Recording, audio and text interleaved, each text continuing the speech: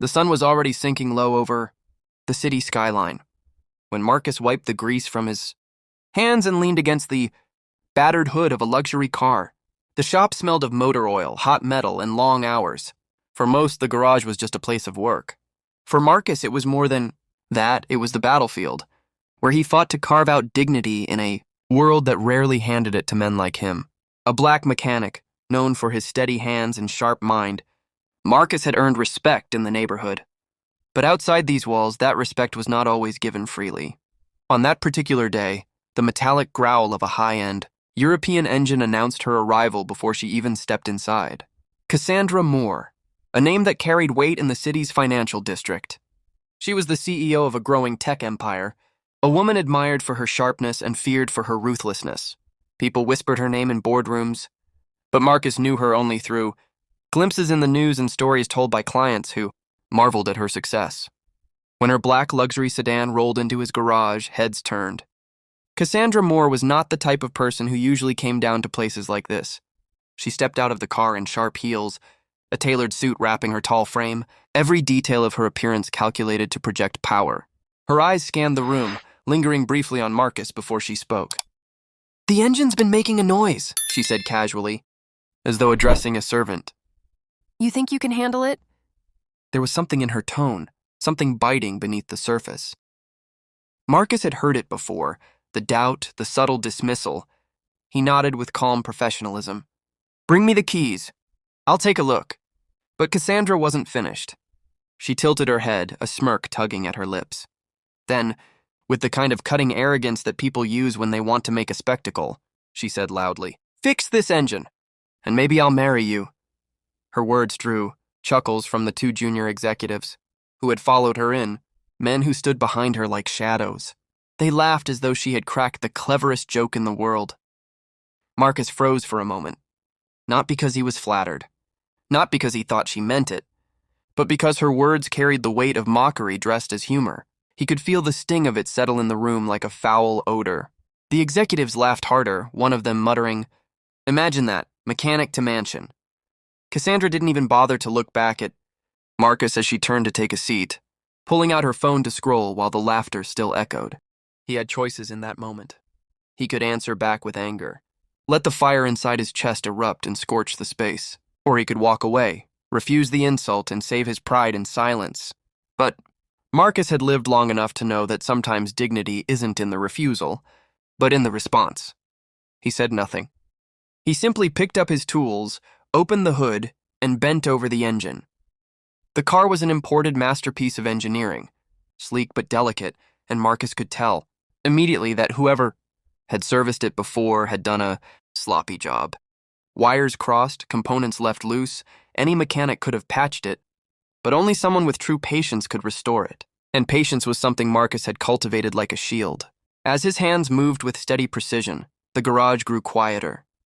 Even the laughter began to fade, replaced by the clicking of tools, the soft hum of concentration.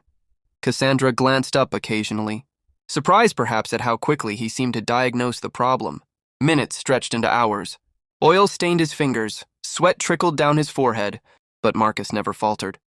He moved like a surgeon in the operating room, each adjustment exact, each connection deliberate. He wasn't just repairing a car. He was telling a story through his craft, a story of resilience, of worth, of a man whose skill could not be mocked away. By the time he straightened up, wiping his hands on a rag, the air had shifted.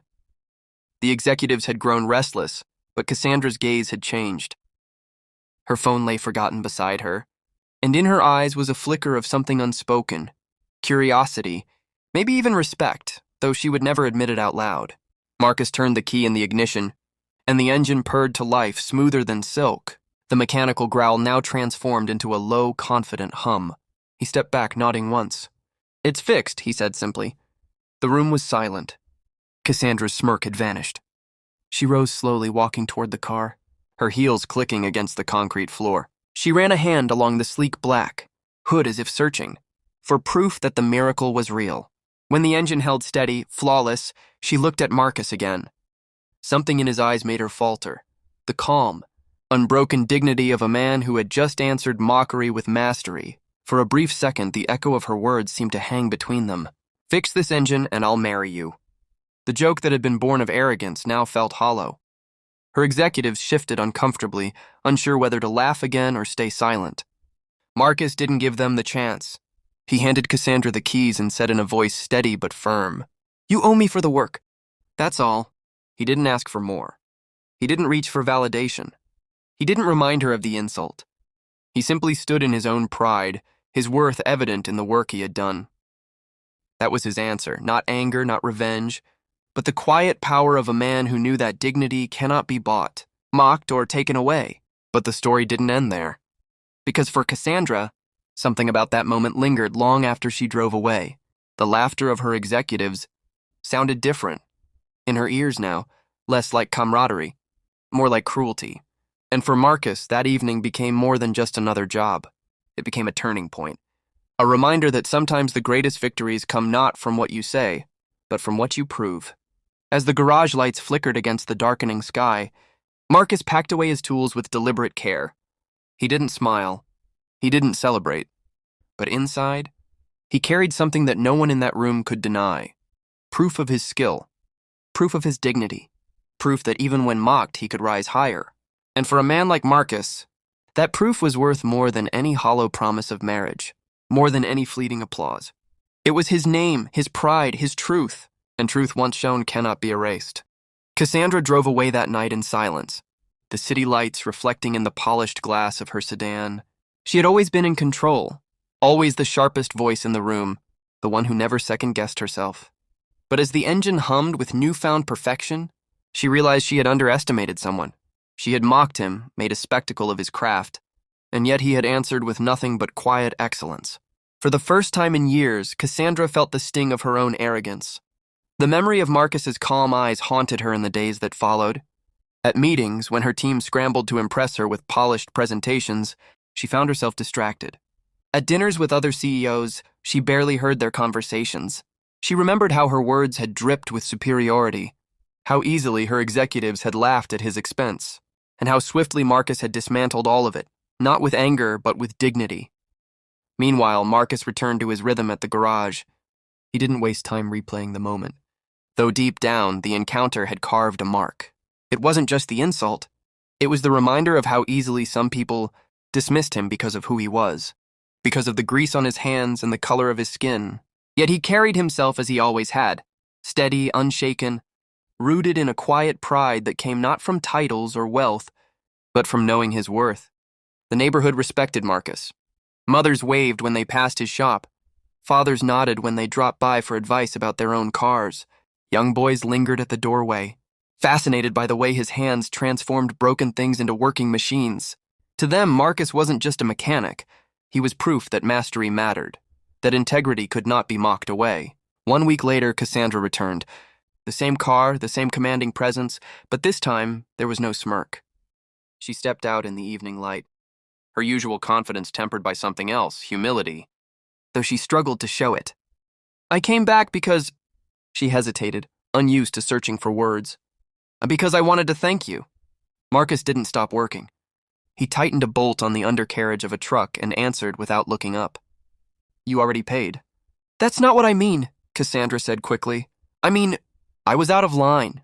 Her voice wavered, soft in a way Marcus had never heard. For a woman accustomed to boardrooms and applause, admitting fault felt foreign.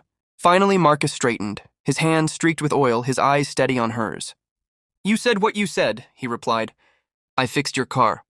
We don't need to pretend it was anything more." But Cassandra wasn't satisfied with leaving it there. She had built her empire on control, and yet here was a man who refused to play by her rules. He didn't flatter her, didn't chase her approval, didn't even care that she was a CEO. To Marcus, she was just another customer. That unsettled her more than she wanted to admit. Over the next month, Cassandra returned several times, not because her car needed repairs, but because she found reasons. A tune-up here, a question about mileage there. Each time she tried to pierce through Marcus's armor of professionalism. But he remained the same, respectful, calm, unshaken by her presence. One evening she lingered longer than usual, leaning against the wall of the garage as Marcus cleaned his tools. "Do you ever wish you were doing something else?" she asked. Marcus glanced at her. "What do you mean?" You're good, she said. Better than good. With your talent, you could be running a company, inventing engines instead of fixing them. Don't you ever feel trapped? He shook his head. I don't measure success the way you do. This shop feeds my family, puts my name in the neighborhood, gives me peace when I work. That's freedom to me. Not a boardroom. His answer stopped her. For years, Cassandra had believed that power and wealth were the only currencies that mattered, yet here stood a man who carried more self-assurance than most. CEOs she knew, and it had nothing to do with money. News of their strange interactions began to ripple through the city. Some whispered that Cassandra had taken an interest in the mechanic. Others laughed, recalling her original joke. Fix this engine and I'll marry you, they repeated at cocktail parties, amused at the irony. But what the gossipers didn't see was the slow transformation taking place within Cassandra herself. For Marcus, life went on as usual until one evening when he closed the shop and found Cassandra waiting outside. She wasn't in a suit this time. She wore a simple coat, her hair pulled back, her face stripped of the armor of power. I don't know why I keep coming back here, she admitted. Maybe it's because you don't look at me the way everyone else does. You don't care about my money or my company. You just see me. Marcus folded his arms. I see everyone the same. That's how respect works. Her eyes glistened, though she fought to keep her composure. I mocked you. I laughed at your work. And still you answered me with dignity. You showed me who you were without saying a word. I can't stop thinking about it. Marcus let the silence stretch. Finally, he spoke. You wanted to marry a joke. I wanted to fix an engine. The difference is, I meant what I did. The weight of his words sank deep. Cassandra realized then that dignity could not be purchased or demanded. It had to be earned, and Marcus had already earned his long before she ever stepped into his garage. In the weeks that followed, Cassandra began to change. She became sharper in a different way, less cruel, more aware of how her words carried weight. Her executives noticed it, though they didn't understand why. She stopped using people as punchlines. She started listening more, speaking less. And though she never said it out loud, Marcus's presence lingered behind every decision she made. For Marcus, the story became something larger than himself. Neighbors heard whispers of the CEO who had once mocked him and then returned again and again. Some saw it as a tale of irony, others as justice. But for Marcus, it wasn't about revenge. It was about standing firm in his own worth, about teaching through action rather than argument. One day, months later, Cassandra returned not with a problem, but with an offer. She wanted to invest in his garage, expand it, give Marcus a platform to train young mechanics from the community. You have a gift, she told him, her voice steady but sincere. And gifts like yours deserve to be multiplied. Marcus considered it carefully, not because he was dazzled by the money he wasn't, but because he understood what it could mean for the young, boys who watched from the doorway, for the next generation who needed more than just role models. They needed opportunities. In the end, he agreed, but on his terms. The garage would remain his, the name on the door his own, the respect earned by his hands untouched. Cassandra would provide resources, but the dignity of the space would always belong to the man who built it. And so, from a moment of mockery grew a legacy. A black mechanic, once laughed at, became the pillar of his community, training others, teaching them that mastery speaks louder than insults. And a CEO, once careless with her power, learned humility at the hands of a man she thought beneath her. The joke had turned into something else entirely. It was no longer about a marriage proposal thrown out in arrogance. It was about the unshakable truth that dignity cannot be mocked away, that worth is proven not in words but in action. Marcus never needed Cassandra's promise. He had already won the moment he chose to answer cruelty with calm. And in doing so, he gave not only her but everyone who heard the story a lesson they would not forget. Respect is not granted by titles. It is earned by the way you stand when others try to bring you low. And in that truth, Marcus had already risen higher than any throne of power could ever carry him. The seasons shifted, and with them, so did the world around Marcus's garage. What had once been just another small workshop tucked between aging brick buildings was slowly transforming into something greater. New equipment arrived, funded by Cassandra's investment. The walls were repainted, the floor polished, and a new sign gleamed above the entrance. More in Marcus Automotive Training Center. Yet even with the sleek upgrades, the heart of the place remained the same, the sound of clinking tools, the smell of oil, the hum of engines, and Marcus's steady voice guiding younger hands through the work. Cassandra often visited, though not in suits or with an entourage anymore. She came in plain clothes, sometimes even rolling up her sleeves to help clean or observe the trainees. For her, it wasn't about image, it was about learning. She was no longer the CEO who mocked for sport. She was the woman who had been humbled by a mechanic's grace, and in that humility, she found a new kind of strength. Still, not everyone understood.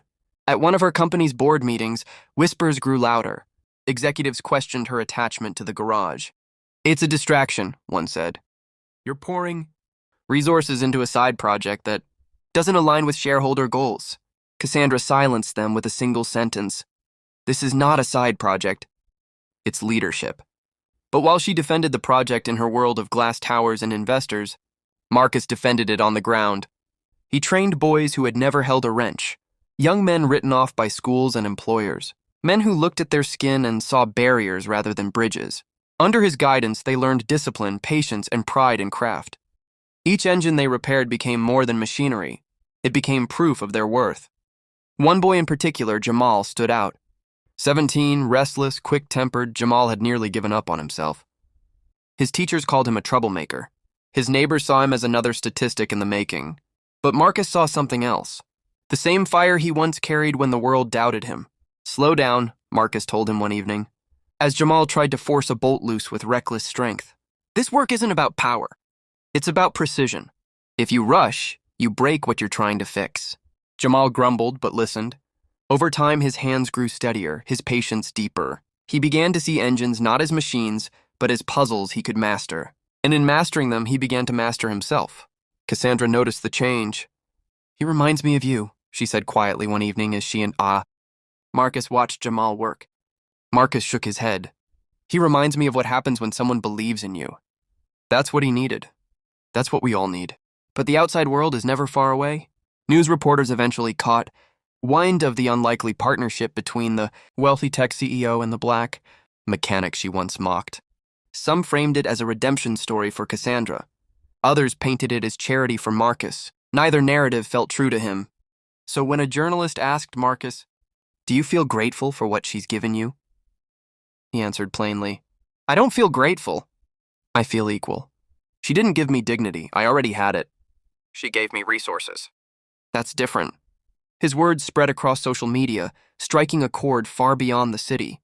People debated them in comments and forums, shared them in videos and essays. Some criticized Cassandra for her past. Others praised Marcus for his clarity. But for those who live lives like his, for the mechanics, the janitors, the nurses, the delivery drivers, it was a rallying cry. Dignity doesn't come from wealth or recognition. It lives in the work, in the choices, in the quiet refusal to bow to mockery. Cassandra herself read those words in the paper and smiled faintly. She knew he was right. She hadn't given him dignity. She had simply witnessed it, been changed by it, and then chosen to align herself with it. But life has a way of testing convictions. Months later, during a high-profile tech summit, a rival CEO tried to embarrass Cassandra during a live panel. With a mocking grin, he said, "Careful, Cassandra. Don't let all your profits end up in car grease." The audience laughed. For a split second, the old Cassandra might have smirked, might have cut back with sharper words. But instead, she looked the man in the eye and replied, "That car grease taught me more about leadership than your boardroom ever will." The laughter died instantly. Cameras captured the moment, and within hours, her words spread online. To many, it was a shocking reversal, a titan of industry defending the dignity of a mechanic's craft. To Marcus, when he heard about it later, it was simply confirmation. People change when they face the truth. The garage flourished. Trainees graduated, some starting their own businesses, others becoming instructors themselves. Jamal eventually took a leadership role, mentoring younger recruits with the same patience Marcus had shown him. The space became a hub, not just for fixing cars, but for building futures. And yet, Marcus remained the same man he always was. He arrived early, worked with steady hands, guided with quiet authority, and returned home to his family each night without fanfare. For him, the victory was never about headlines or partnerships. It was about watching boys who once doubted themselves leave the garage with heads held higher. One evening, Cassandra approached him as the sun dipped behind the city, casting long shadows across the lot. "Do you ever think about that day?" she asked softly. Marcus didn't need clarification. He knew she meant the day she mocked him.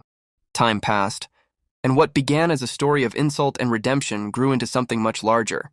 The garage, once a modest shop, had now become a landmark in the city. People no longer referred to it as just Marcus's garage.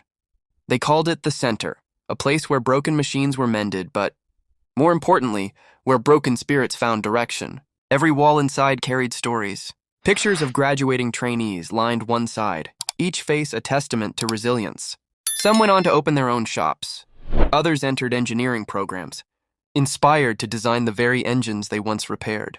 Mothers and fathers came to watch their children walk across the small stage Marcus built for ceremonies. Tears were shed, hands clapped, futures rewritten. Through it all, Marcus stayed rooted. He never sought cameras, never basked in attention. To him, each life uplifted was enough reward. But the world, hungry for symbols, had made him one. For Black communities across the country, his name became shorthand for quiet defiance, for dignity that refused to bend. His story was shared in classrooms, in church pulpits, in family living rooms where young children were told, "This is what respect looks like. This is how you answer the world when it tries to belittle you." Cassandra, too, had changed profoundly. Her empire was still thriving, but she no longer measured success by quarterly earnings alone. She began funding scholarships, building mentorship programs, and speaking at conferences, not about profits, but about humility. When asked why, she always credited Marcus. "He taught me the difference between power and dignity," she said. And though audiences applauded, Marcus never sought the stage beside her. That was not his place. But challenges arrived, as they always do. One year, a powerful developer set eyes on the land where the garage stood. The city was planning expansions, and the developer saw opportunity in the prime location. They offered to buy out Marcus and Cassandra, promising millions. Cassandra refused immediately, but Marcus asked for time. One evening, under the hum of the streetlights, Cassandra pressed him. "Why didn't you shut it down right away? You know this place is more than land." Marcus looked around the garage. The smell of oil, the laughter of trainees echoing from inside, the soft murmur of engines, all of it was sacred to him. "Because I wanted to hear what they had to say," he replied. "Not all battles are won by anger. Sometimes you listen, and in their words, you find your strategy." When the developers' representatives returned, Marcus met them calmly. They spoke of money, of expansion, of prestige. Marcus let them finish, then simply said, "This place doesn't belong to me. It belongs to the community. And no amount of money can buy what this community has built here." The representatives left, frustrated. But the community rose behind Marcus like a tide. Letters poured into the city council. Protests formed. Alumni of the garage shared videos online, their voices trembling with emotion as they explained what the center had done for them. Within weeks, the developer's plan collapsed under public pressure. The garage stood firm. That moment solidified Marcus not only as a mechanic, but as a guardian of legacy. He had shown once again that dignity, when rooted deeply enough, could withstand even the most powerful forces. But the story reached even further than the city. Documentaries were made. Universities invited Marcus to speak. Civil rights leaders referenced his story in speeches. Yet Marcus always returned to his tools, his shop, his community. Fame didn't move him. Pride did, not the hollow pride of arrogance, but the full pride of knowing who you are, even when the world tries to tell you otherwise. Years later, Jamal, the once restless boy who nearly threw his future away, stood before Marcus, now a grown man with a family of his own. "I wouldn't be here without you," Jamal said, his voice breaking. "You didn't just teach me how to fix cars. You taught me how to fix myself." Marcus smiled faintly, clapping him on the shoulder. "You did that yourself. I just gave you a place to see it." And that was Marcus's true gift. He didn't just repair engines, he repaired hope. He didn't just correct mistakes, he corrected perspectives. He showed young men that their worth wasn't measured by the insults thrown at them, but by the way they chose to rise above them. The irony of Cassandra's words all those years ago still followed. The story wherever it was told. "Fix this engine, and I'll marry you." What began as mockery had become prophecy in a way no one expected. Not prophecy of romance, but of unity. Marcus had indeed married something that the marriage of skill and dignity, of craft and character. And through that marriage, he created a legacy that outlived jokes, outlived laughter, outlived arrogance. Years passed. And the story of Marcus and Cassandra became less of a headline and more of a legend. It was told in classrooms, in barbershops, in church basements, and across dinner tables, where families reminded their children never to underestimate themselves, no matter who mocked them. The garage had become more than a training center. It was a beacon, a symbol carved into the heart of the community, proof that dignity once claimed can ripple outward across generations. By now, Marcus was older. His beard had streaks of gray. His hands bore even more scars, but his eyes carried the same steady calm they always had. The garage was no longer crowded only with engines and tools. It was filled with people. Men and women who had passed through its doors returned often, bringing their children to meet the man who had once taught them, not just how to fix cars, but how to fix their confidence. Jamal, once the restless teenager, now managed much of the day-to-day operations. He walked with the quiet assurance of someone who had been rescued from the edge and given a second chance. "We'll carry it on," Jamal often told Marcus. "Even when you're not here." Marcus would only smile. "That's the point," he'd reply. "This was never about me. It's about all of you." Cassandra, too, had aged. The sharp edges of her ambition had softened into something deeper: wisdom. Though still respected in the corporate world, she was no longer the CEO defined only by profits. Her legacy was different now. She was known for her philanthropy, her mentorship, and her unusual partnership with the mechanic who once humbled her. To many, she was a symbol of redemption, proof that even those who mocked could change, if they were willing to listen to the truth.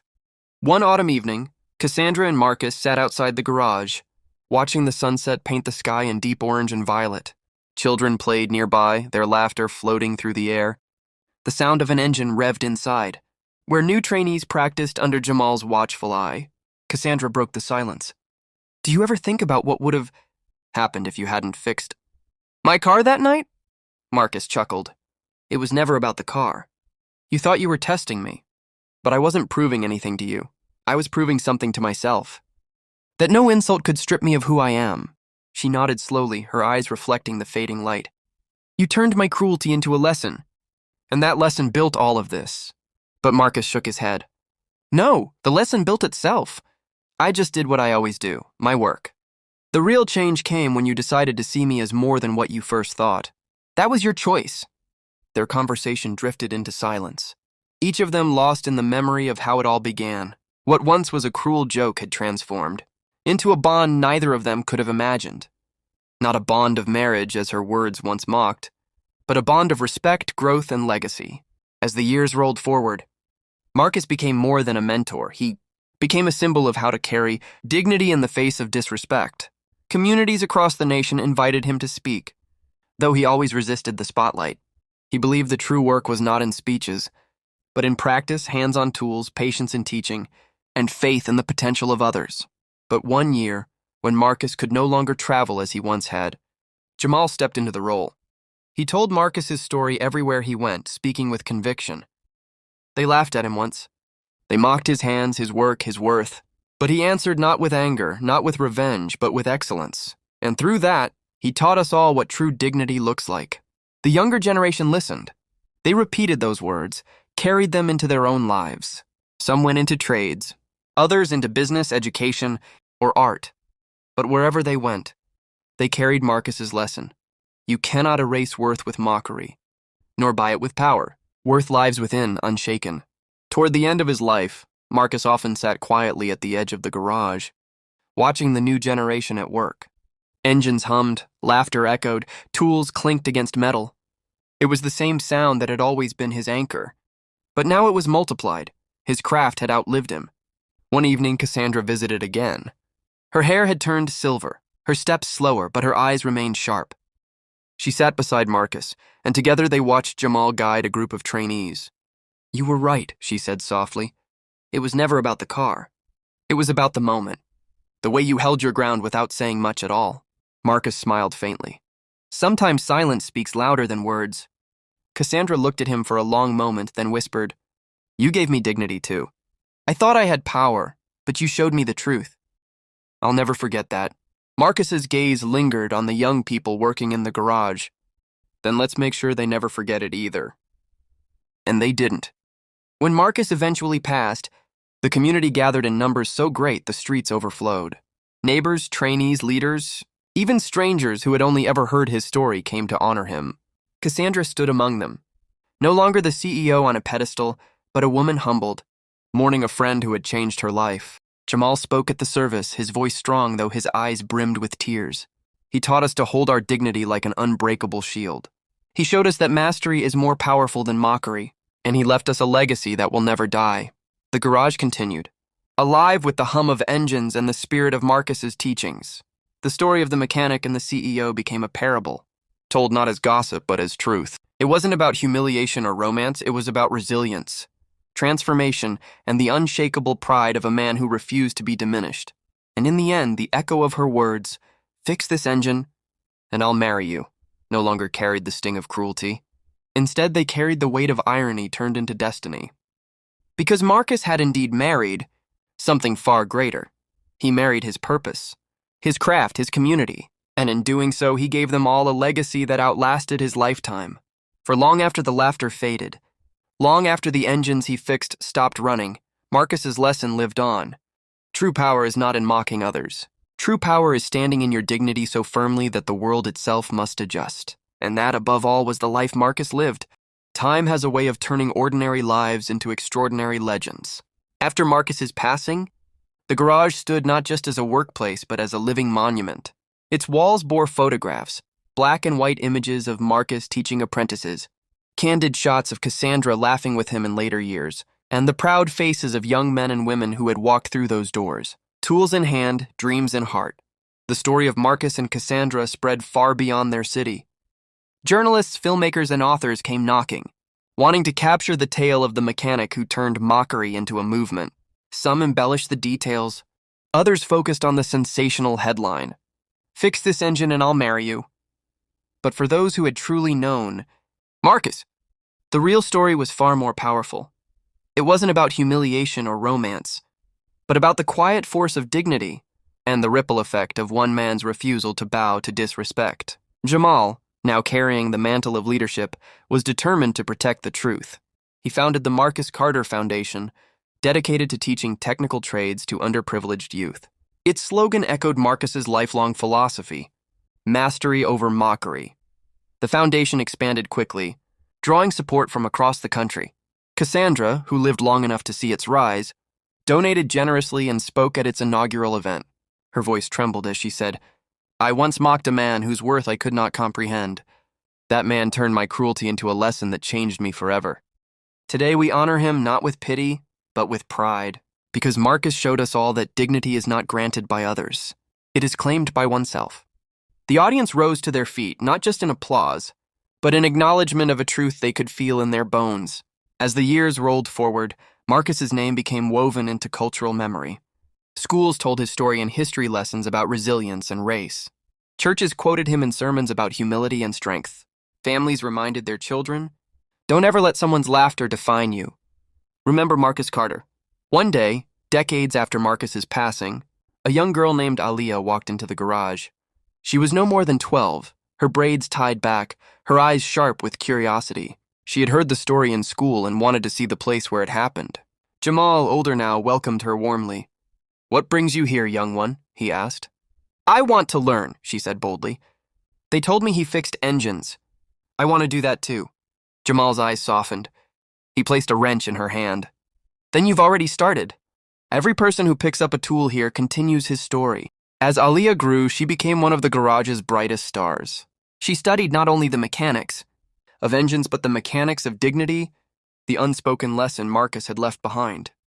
When she later became the first black woman in her city to open her own auto engineering firm, she named it Carter & Co., ensuring his name remained etched into the future. Meanwhile, the story continued to reach further. Documentaries aired, books were published, and even university courses analyzed. The case is a moment where a single act of mockery revealed the deep layers of power, prejudice, and perseverance in society. Yet through all the retellings, the heart of the story never changed. Marcus didn't win by shaming his mocker, nor by seeking revenge. He won by standing firmly in who he was, letting his mastery speak where words would have failed.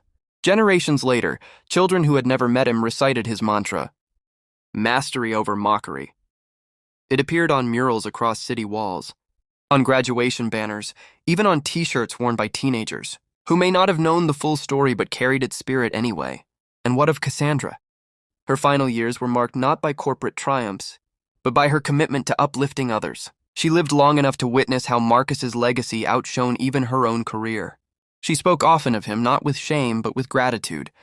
"Marcus gave me a second life," she admitted once in an interview. "I thought I understood power, but he showed me the strength of humility, of patience, of quiet pride. I mocked him once, but in truth, I spent the rest of my life honoring him." When she passed, the community buried her near Marcus, not as a partner in romance, but as a partner in legacy. On her headstone, at her request, were etched the words, "She learned from the man she mocked." The two graves side by side became a place of pilgrimage, not for tourists, but for those seeking inspiration. People left wrenches instead of flowers, symbolic tokens of the trade that had carried the message forward. And in the evenings, when the wind rustled through the trees, one could almost imagine the echo of Marcus's calm, steady voice reminding the world, "Do your work. Hold your dignity. Let the world adjust." The garage, still alive with the sound of engines, became something more over time, a museum, a school, a sanctuary. And though tools changed, engines advanced and generations passed, the essence never faded. Because legacies are not built on machines or money. They are built on moments. Moments when a man refuses to bow, when a community chooses to rise, when a cruel joke becomes a seed of transformation. And so the story of Marcus Carter lived on, not as folklore, but as a living truth that respect cannot be demanded, but it can be earned through mastery, through patience, through unshakable pride in one's own worth. And for every young black child who heard his name, who saw themselves reflected in his story, Marcus became more than a mechanic. He became proof that dignity, once claimed, can never be mocked away. Decades melted into generations, and still the name Marcus Carter carried weight.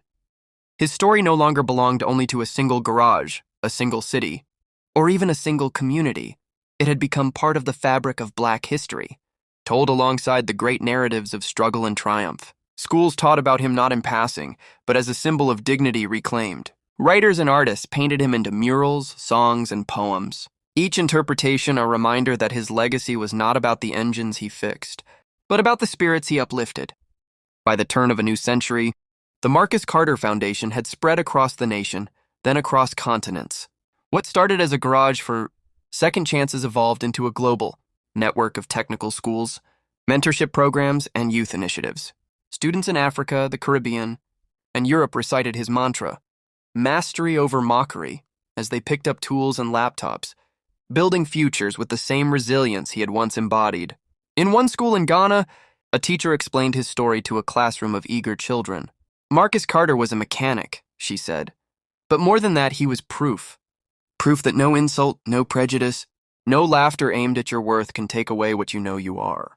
He showed the world that dignity, once claimed, is untouchable.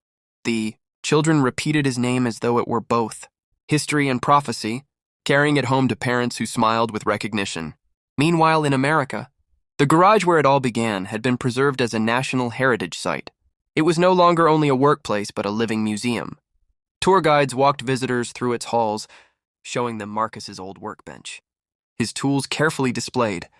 The famous photograph of him standing beside Cassandra years after their encounter, both older, both changed. On the wall behind the display, engraved in steel, were the words he had lived by. Do your work. Hold your dignity. Let the world adjust. Visitors came from across the globe.